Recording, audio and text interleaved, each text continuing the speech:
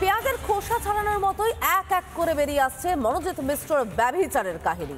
তিক্ত অভিজ্ঞতার কথা শোনালেন ওই কলেজেরই এক প্রাক্তনী।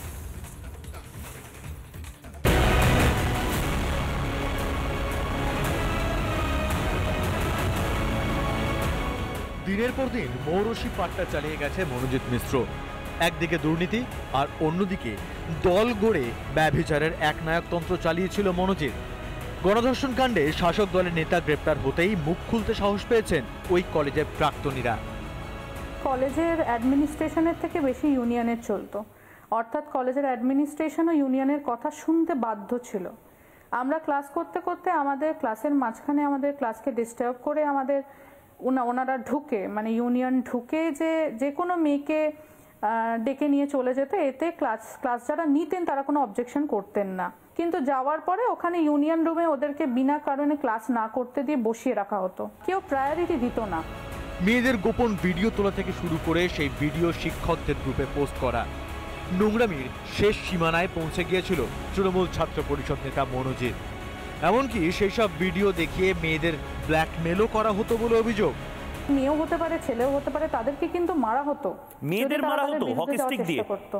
মেয়েদের এই তৃণমূলের নেতারা হকি স্টিক দিয়ে মারতো। মানে আমি কেন বলছি, কারণ এই ল কলেজের অভয়াত্মা, সেও বলেছে তাকে ধর্ষণ করার পর হকি স্টিক দিয়ে মারা হয়েছে। হ্যাঁ, মারা হতো। কেউ তাদের কথা যদি না শুনতো, না মানতো, তাহলে তাদেরকে মারা হতো। তার কারণ হলো অনেক মেয়ে আপত্তি করেছিল, কিন্তু জানিয়েছিল, কলেজকে জানিয়েছিল, কলেজের স্টাফকে জানিয়েছিল, প্রিন্সিপালকে পর্যন্ত জানানো হয়, কিন্তু খুব একটা স্টেপ যে নেওয়া হয়েছিল তা আমরা কেউই দেখতে পাইনি। মেয়েদের ওপর চলতো শারীরিক নির্যাতন, কলেজে অসামাজিক কাজের আসর বসত, ক্লাস করতে বাধা দেওয়া হতো পড়ুয়াদের, অধ্যাপকের ওপর ভীতি প্রদর্শন, প্রতিবাদ করলে রোষান হলে পড়তে হতো। গড়িয়াহাট থানায় বহুবার অভিযোগ, কিন্তু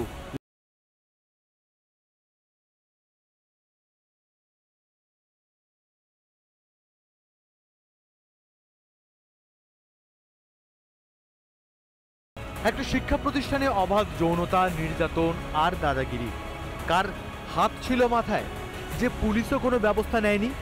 আরও একটা আরজিকর নাকি দক্ষিণ কলকাতার ল কলেজ? আর কবে হুঁশ ফিরবে? রিপাবলিক বাংলা।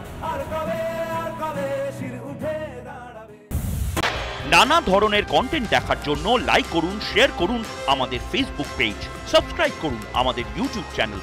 পাশাপাশি অন্যান্য ব্রেকিং নিউজের জন্য অবশ্যই চোখ রাখুন রিপাবলিক বাংলায়।